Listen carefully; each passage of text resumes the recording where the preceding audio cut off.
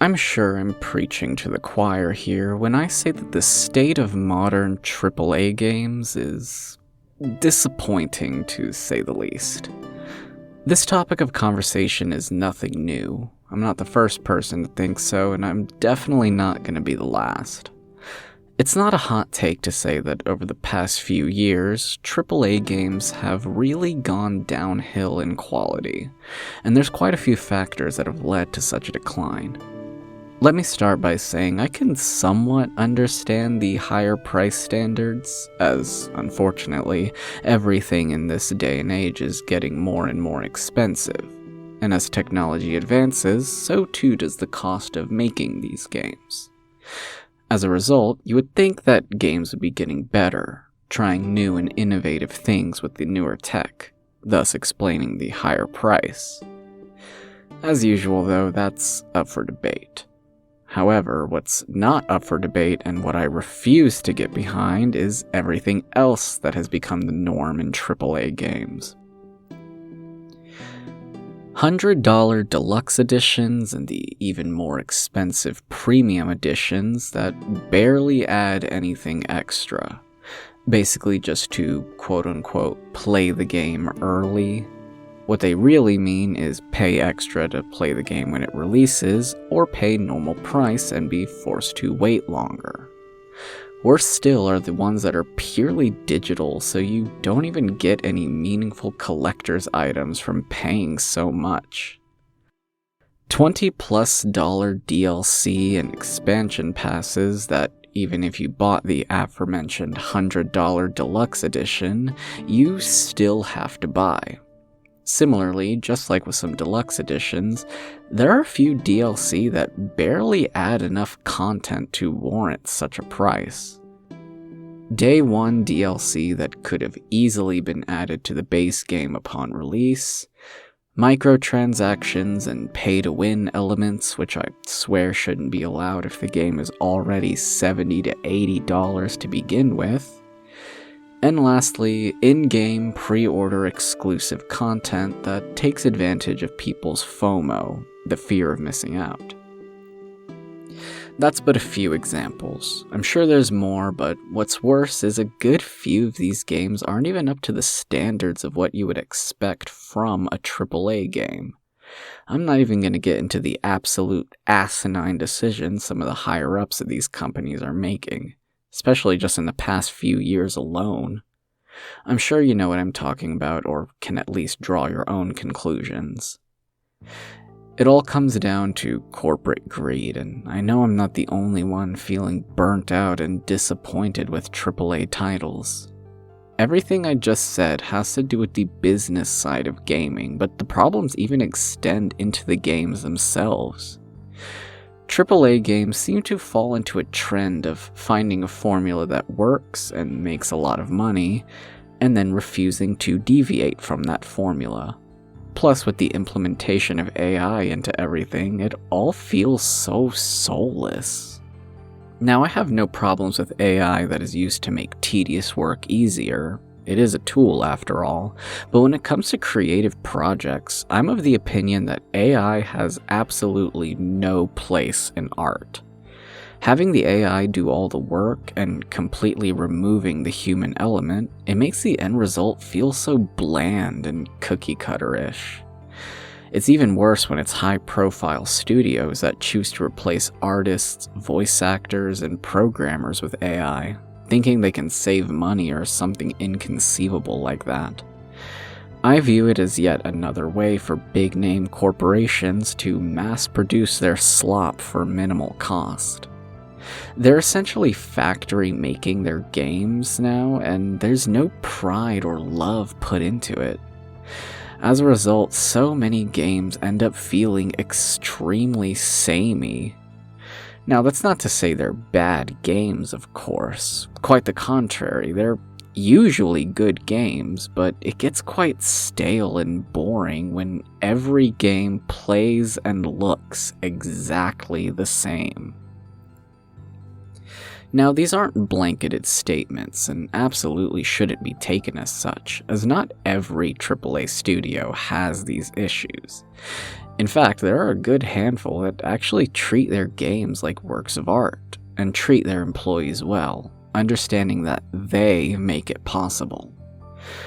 But unfortunately, there's enough of the former that it's noticeable, and people are starting to pick up on these unsatisfying trends. But luckily, all hope is not lost yet. All we have to do is turn to indie games.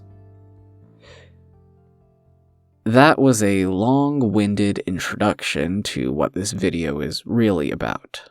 I want to make a series where I highlight and give some exposure to indie games that, for one reason or another, end up flying under most people's radar.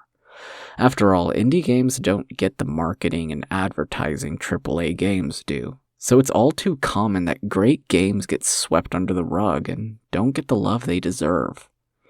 This series is mostly going to be me gushing and ranting about my favorite indie games I've played, especially ones I feel no one is talking about. Things might get a bit rambly if you couldn't tell by the intro, but hopefully, if anything, I can convince you to check out some of these games. Now, the first game series I'd like to dive into is known as Momodora.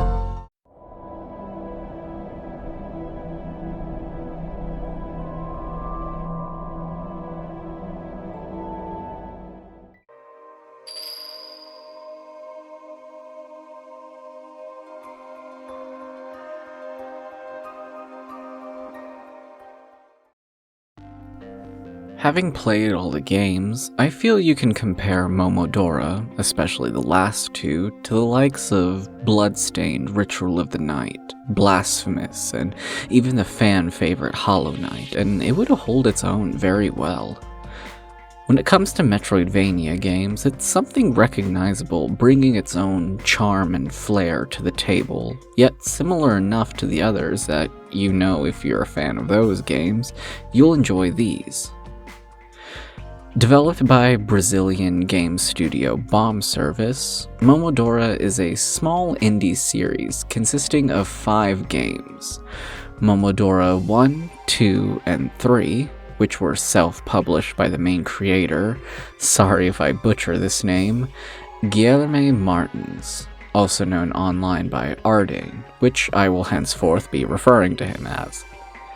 We also have Momodora Reverie Under the Moonlight and Momodora Moonlit Farewell, which were published alongside Playism. These are games that wear their inspiration on their sleeves. The first 3 games are clearly inspired by the game Cave Story, while the latter 2 take on a much more Metroidvania style. Ardane also states that games like The Legend of Zelda, various Japanese games, and the obvious Castlevania were heavy inspirations to him. Like any good indie game, these games, despite their length, have really stuck with me. The passion and love that was put into making them is palpable, and I feel that's what makes them so fun. But by far my favorite is Reverie Under the Moonlight. I would go so far as to put it among my top 10 favorite games of all time. The game is only around 4 or 5 hours long, but it really stuck with me and I just couldn't stop thinking about it. It's kind of the whole reason this video even exists, as I can't believe how much such a small game affected me, and the seemingly smaller amount of attention it gets. If this video makes you even remotely curious about this series, I highly recommend starting with this one. We'll touch on the others a bit later, but I really want to dive deeper into Reverie Under the Moonlight. You play as a maiden from the far eastern Lun village named Kaho. Donning a black dress of sacrifice, she sets off on a journey to save her home, ready to pay the ultimate price.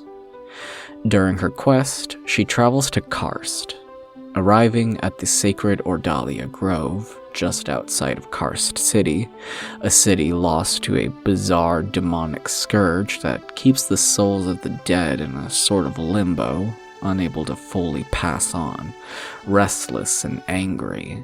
Her destination lies within Karst Castle, which she sees looming ominously above the trees before her.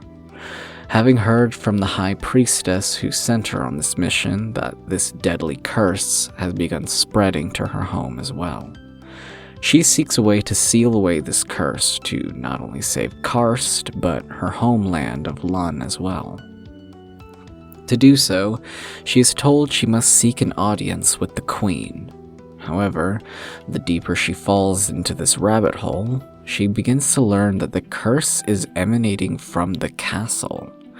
Something is not quite right here, and Kaho must uncover that mystery. Taking place 500 years before Momodora 1, her village Lun would later be renamed during its reconstruction to Koho after Kaho's brave sacrifice to purify the curse. While I kept playing for the gameplay and story, what really drew me in was its beautiful pixel art style and subtle yet no less gorgeous soundtrack and the phenomenal level and world design. It's all really impressive.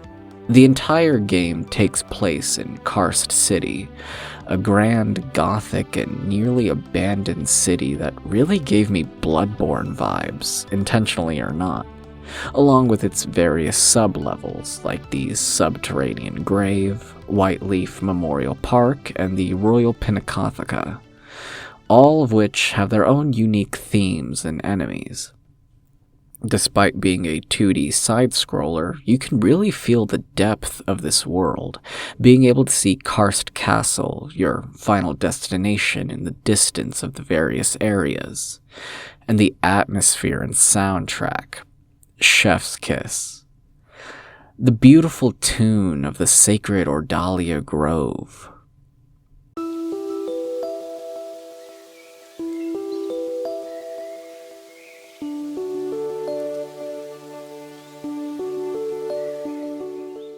The deep ambient drone within Karst City.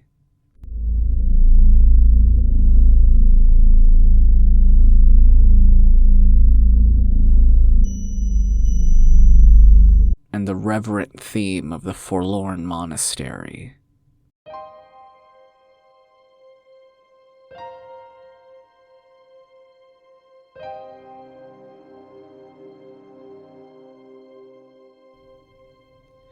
I have to give props to Electrobear, the composer. The entire soundtrack in all the games is phenomenal, but I feel that Reverie Under the Moonlight is their best work.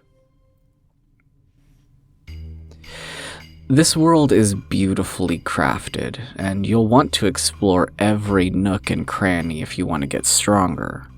As much as I love good level or EXP-based character progression, I'm a big fan of exploration or item-based character progression you'll see in most Metroidvania games or even Legend of Zelda games. In this game, there are vitality fragments. You'll have to find these to increase your HP. These items are usually found off the beaten path or behind illusory walls, which encourages exploration of the world. This type of game design philosophy makes sure that once you have obtained a certain power-up, you know things you can do immediately, so the world opens up with a much more natural feel. This, in turn, usually leads to more upgrades and sometimes the odd secret. What I love and wish more games would do is collectibles, especially collectibles that give rewards. I'm a big fan of stuff like this, and this game has something to scratch that itch, the ivory bugs. There are a total of 20 ivory bugs hidden across the intricately designed and interconnected map. Collecting them and giving them to the bunny girl in the White Leaf Memorial Park will give you various items, and powerful ones at that. In terms of gameplay, it really nails the Metroidvania feel perfectly. Across the series, enemies and bosses have clear attack patterns that, once you learn, you can easily defeat bosses without getting hit, which you will be rewarded for successfully accomplishing. It all comes down to skill. You can feel the difference between game design philosophies between Momodora and Ardane and Bomb Service's other game, Minoria. Minoria uses the classic EXP-based character progression I mentioned earlier, and as a result, it feels much more clunkier, as occasionally, a fight will feel unfairly challenging, so you just go and kill basic enemies for a few minutes to grind for levels.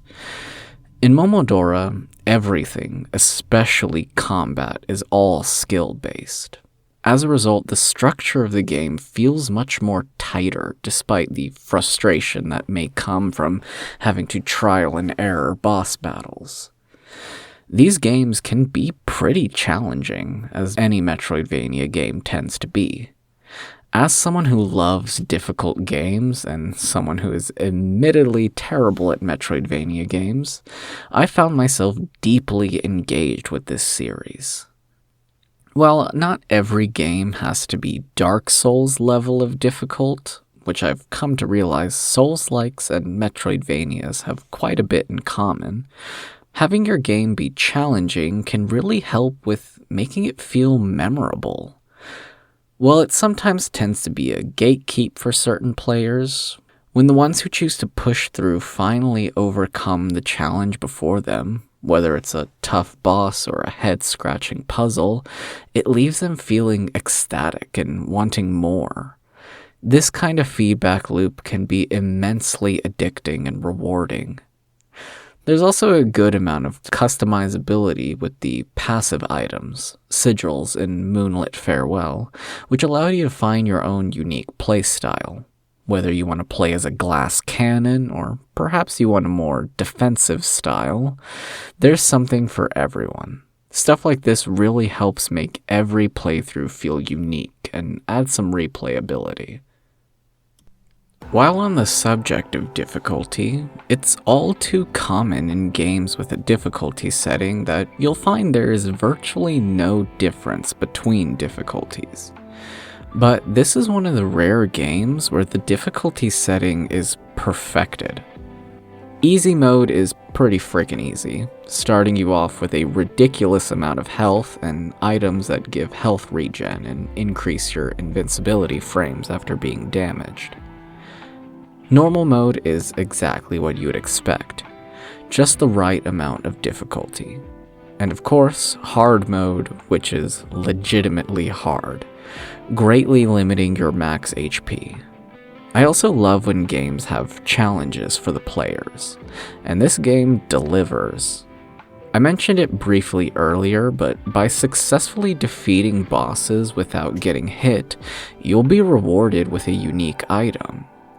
Those skills will be put to the test as there's a secret insane difficulty unlocked by beating the game on hard, where you only have 1 HP. Or how about the self-imposed pacifist run, which completing successfully will reward you with a trophy. There's also a trophy for beating the game without dying. Sure, completing these challenges usually only scores you an achievement or trophy, but I feel like most games have to have stuff like this to encourage multiple playthroughs. Of course, the game has to be fun for you to have a desire to play through it again and again, but if they build in little challenges, even if the players must self-impose them on themselves, it can drastically increase the replay value. Plus, with the nature of the internet and streaming, it's always exciting to watch people attempt these challenges, and especially to see them succeed.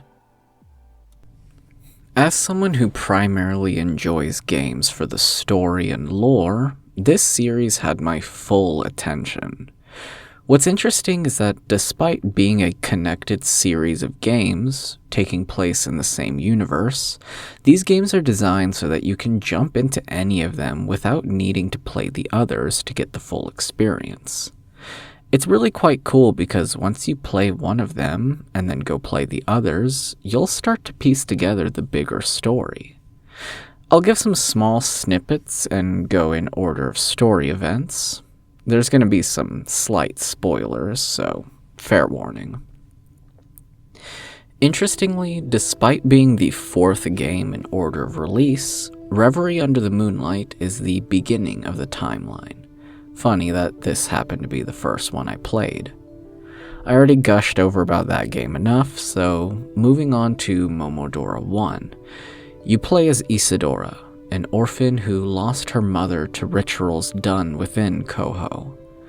In this land, it's common for maidens to be sacrificed in hope of recreating the world as a better place, in what they refer to as the holy resurrection of the world. They do this practice to pay respects to the brave priestess who sacrificed herself to save the land, which is exactly what we witnessed in Reverie. Unable to cope with the loss of her mother, Isadora enters the Forbidden Ruin in search of an item that can supposedly bring the dead back to life, for a price.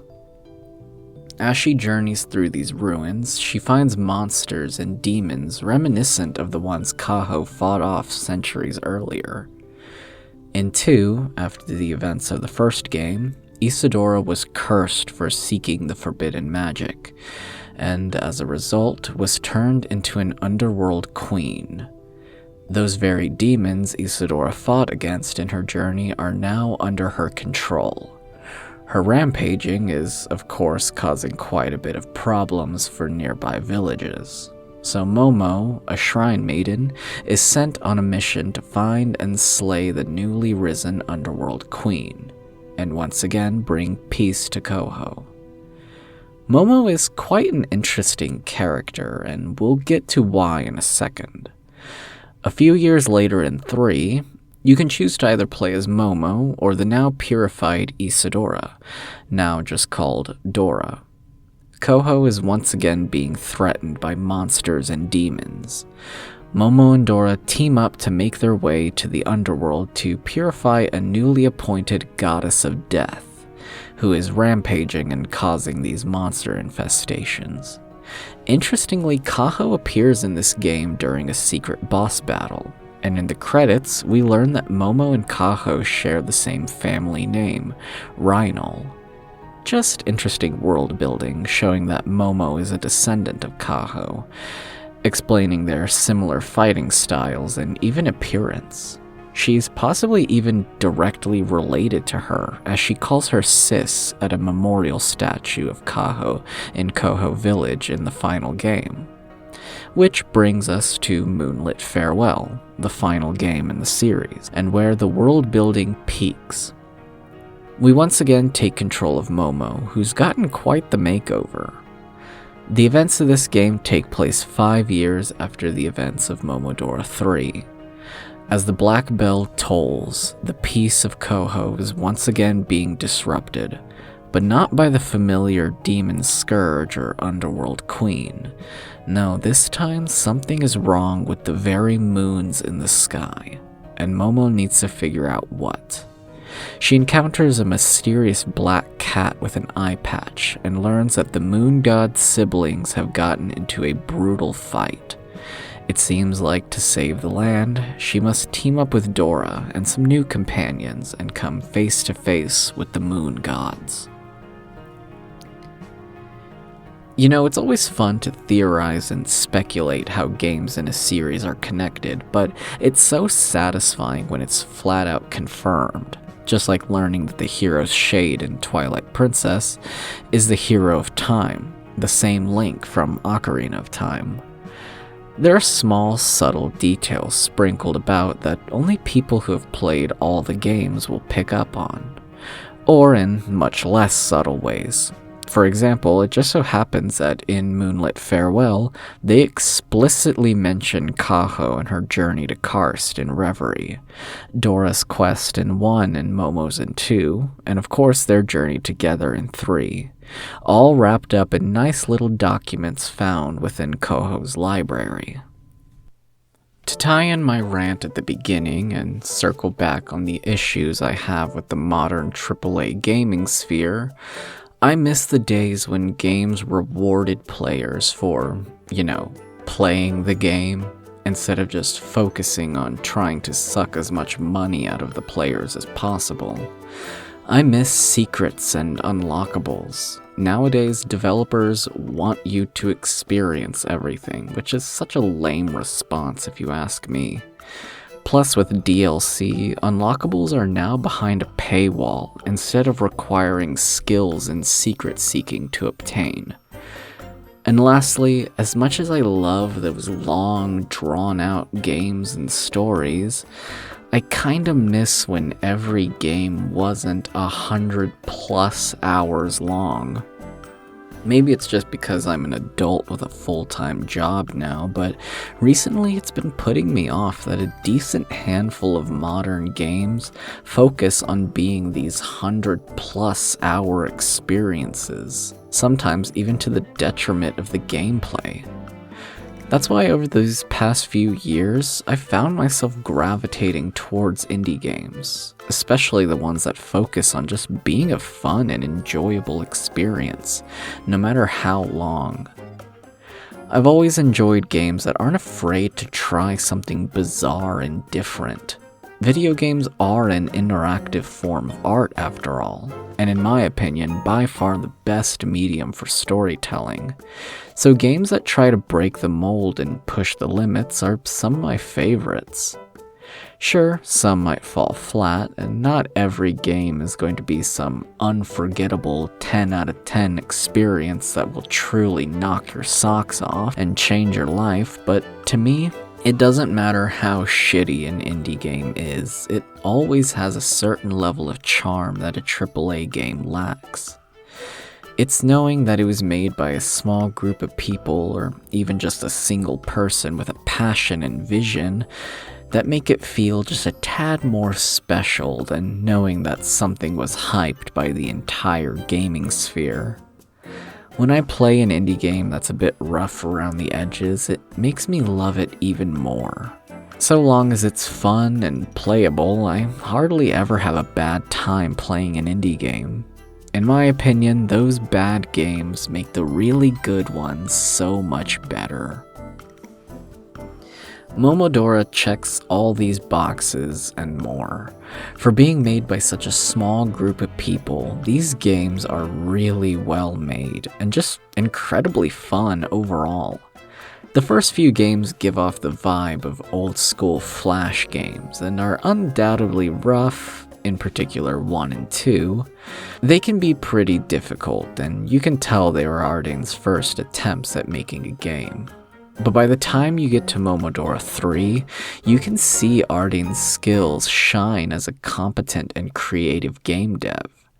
And then Reverie Under the Moonlight and Moonlit Farewell are some truly extraordinary games that deserve so much more praise and attention. I would go so far as to say they're some of my favorite games of all time. As I said, I would put Reverie Under the Moonlight in my top 10. It really stuck with me. Yet I feel like since they're indie games, they get swept under the rug and eclipsed by AAA titles. Hell, Moonlit Farewell was even awarded Best Game Brazil at the Best International Games Festival 2024. So it's baffling to me that, or at least I feel, that no one is talking about these games. But AAA games that have no passion put into them get all the spotlight simply because they're from a big-name studio. Anyway, I feel like I've ranted enough for now, so I hope this video made you at least even remotely curious about this series. If so, I highly recommend checking out these games for yourself. All of them are pretty short, able to be beaten in just a few hours. You can legitimately play through the entire series in about 20 to 30 hours. You can find most of them on Steam, but also PlayStation 4 and Switch. I'll provide links to the itch.io pages and their respective Steam pages in the description. Also, check out Bomb Service's other games like Minoria. I've even seen Ardane is apparently working on a new game that looks like it's going to be a first-person dungeon-crawling RPG, akin to Etrian Odyssey, Mary Skelter, or Labyrinth of Refrain. I loved these games, especially the Mary Skelter trilogy, so I cannot wait to hear more, and I will be following this project closely. That's going to be all from me, though. Please share some of your favorite indie games in the comments. Maybe I'll cover them. Either way, I hope you learned something, and I hope I encourage you to check out these games, and just indie games in general. If you're eyeing an indie game and are feeling uncertain, I implore you, take the risk. Even if it's bad, I'm sure it'll still be fun. Who knows? It might just become one of your favorite games of all time. I love you all. Take care.